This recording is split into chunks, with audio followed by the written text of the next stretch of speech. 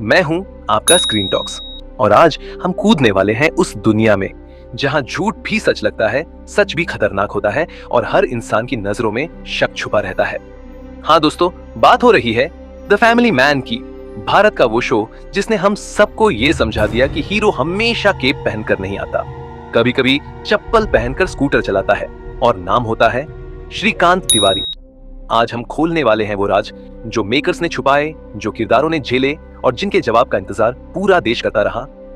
मीरा जैसी खतरनाक विलन कैसे बनी, रुकमा आखिर आया कहां से? तो कमर कस लो भाई, क्योंकि आज की ये स्टोरी सिर्फ रिव्यू नहीं, पूरी एक जासूसी यात्रा है जिसमें रोमांच है, इमोशन है, साजिश है और तिवारी स्टाइल तड़का भी। चलो शुरू करते हैं ये सफर। दिल संभाल कर, दिमाग तेज रख के, क्योंकि आज हम उधेड़ने वाले हैं द फैमिली मैन का हर राज, एक एक करके। आज हम उतरने वाले हैं भारत के सबसे दिमागदार, सबसे खतरनाक और सबसे रिलेटेबल जासूस श्रीकांत तिवारी की उस दुनिया में जहां हर मोड़ पर साजिश है, हर पल में खतरा है और हर फैसले के पीछे दर्द छिपा है। कि मुझे लगता था कि चाहे जो भी हो, तुम्हारी महान जॉब के अलावा तुम्हारे लिए तुम्हारी फैमिली भी इंपॉर्टेंट है। फैमिली मैन सिर्फ एक जासूसी कहानी नहीं है, ये युद्ध है देश के लिए, परिवार के लिए और खुद की आत्मा के लिए। शुरू करते हैं उस पल से जब भारत की सुरक्षा एजेंसी TASC को पहली बार पता चलता है कि दिल्ली पर एक बड़ा खतरा मंडरा रहा है।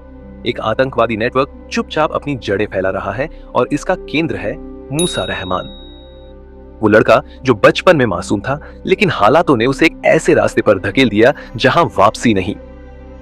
दूसरी तरफ श्रीकांत है जो घर में साधारण समस्याओं से जूझता है। सुची उससे नाराज, बच्चे उसकी अनुपस्थिति से परेशान और पड़ोसी उसे एक ओवर टाइम करता हुआ सरकारी बाबू समझते हैं। लेकिन दुनिया नहीं जानती कि यही आदमी उस अंधेरे को रोक रहा है जो पूरी दिल्ली को मिटा सकता है। श्रीकांत की जिंदगी दो हिस्सों में बंटी है। एक हिस्सा देशभक्ति से भरा हुआ, जहां उसे हर सेकंड जागते रहना पड़ता है, हर चाल को भांपना पड़ता है और हर इंसान पर शक करना पड़ता है। दूसरा हिस्सा है घर, जहां सुची उससे बात करने को तरसती है और बच्चे उसे सवाल करते हैं, पापा घर कब आओगे? यही दो दुनियाओं की टक्कर इस शो को सबसे खास बनाती है, क्योंकि एक तरफ देश की सुरक्षा है और दूसरी तरफ परिवार की। सीजन एक में मूसा अपने प्लान को एक एक कदम आगे बढ़ाता है। उसकी टीम, उसके स्लीपर सेल और उसके कॉन्टैक्ट्स, सारे लोग भारत पर एक बड़े केमिकल हमले की तैयारी में जुटे होते हैं। मूसा में दिमाग भी है और नफरत भी, और यही कॉम्बिनेशन उसे खतरनाक बनाता है।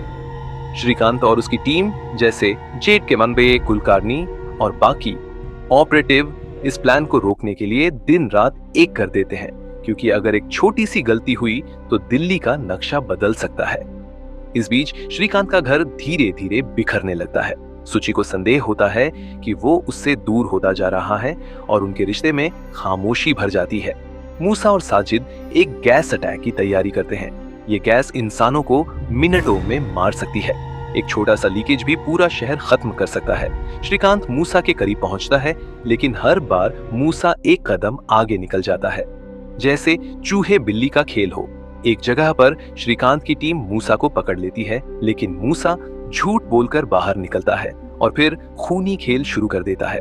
अंत में गैस प्लांट पर बड़ा ऑपरेशन होता है और दिल्ली विनाश से बाल बाल बचती है। लेकिन ये जीत अधूरी है, क्योंकि इस जीत की कीमत श्रीकांत के परिवार ने चुकाई। अब कहानी बढ़ती है सीजन 2 की तरफ। श्रीकांत अब जासूसी की नौकरी छोड़ चुका है और एक कॉर्पोरेट नौकरी में है, जहां उसे बॉस से फन, मैनेजमेंट, टारगेट्स और टीम स्पिरिट जैसी बातें सुननी पड़ती हैं। ये सब एक ऐसे इंसान के लिए सजा से कम नहीं जिसने आतंकियों के घरों में घुसकर ऑपरेशन किए हों। लेकिन श्रीकांत की सबसे बड़ी लड़ाई चाइनीज बॉस नहीं है, उसकी सबसे बड़ी लड़ाई है सुची के साथ उसका बिगड़ता रिश्ता। दोनों के बीच एक गहरी खाई बन चुकी है और उस खाई का नाम है लोनावाला। वो रात जिसे सुची याद नहीं करना चाहती और श्रीकांत समझ नहीं पाता। उधर दक्षिण में एक और आग सुलग रही है, राजी की आग। राजी एक तमिल विद्रोही है जिसने अपना परिवार, अपना बचपन और अपनों को युद्ध में खो दिया है। उसकी आंखों में सिर्फ दर्द है और बदला। राजी शायद इस शो का सबसे खतरनाक किरदार है, शांत, तेज और बिना दया के। वो एक सटीक मशीन की तरह मिशन पूरा करती है, चाहे उसका बस ड्राइवर बनकर हमला करना हो, चाहे आत्मघाती विस्फोट, चाहे खुफिया जगहों में घुसपैठ। श्रीकांत टास्क में वापसी करता है क्योंकि हालात बिगड़ रहे हैं और फिर शुरू होता है एक दौड़ राजी बनाम श्रीकांत। दूसरी तरफ परिवार में भी क्लेश कम नहीं। धृति प्यार में पड़कर एक फंसाने वाले लड़के के जाल में फंसती है और उसकी किडनैपिंग हो जाती है। इस समय श्रीकांत की दुनिया हिल जाती है। एक तरफ आतंकवादी, दूसरी तरफ बेटी। दोनों फ्रंट पर लड़ना आसान नहीं, लेकिन वो लड़ता है।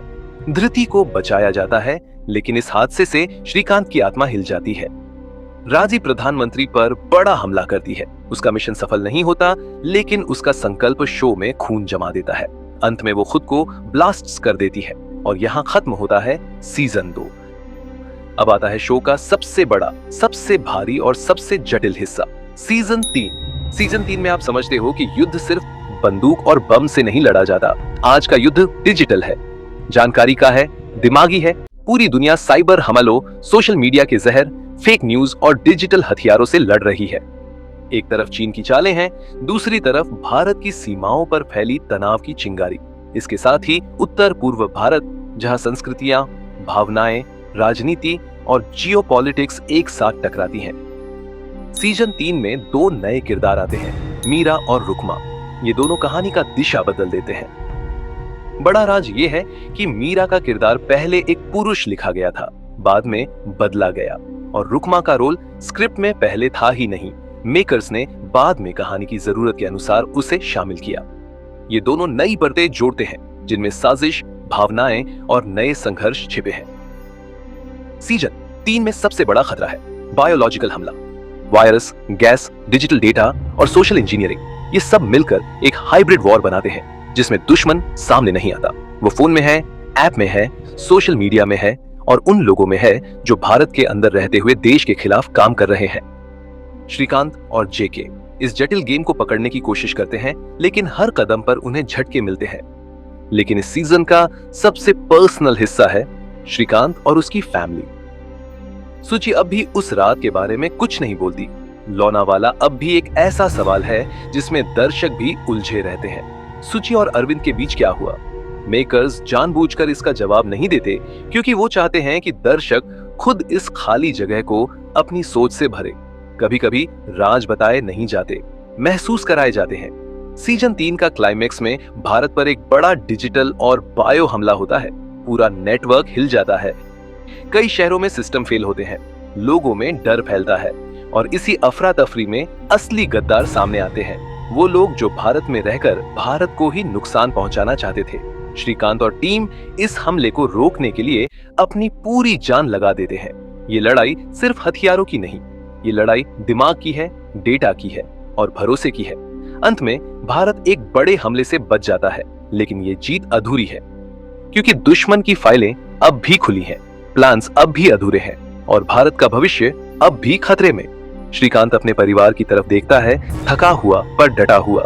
उसके चेहरे पर वो दर्द है जो सिर्फ एक ऐसे आदमी में होता है जो 2 जंग लड़ रहा हो, एक बाहर की दुनिया से और एक अपने घर के अंदर से। क्या सीजन 4 आएगा? इस शो का टोन, लास्ट सीन और अधूरी कहानी साफ बताती है, हाँ, ये कहानी खत्म नहीं हुई। न भारत का खतरा खत्म हुआ, न श्रीकांत की लड़ाई।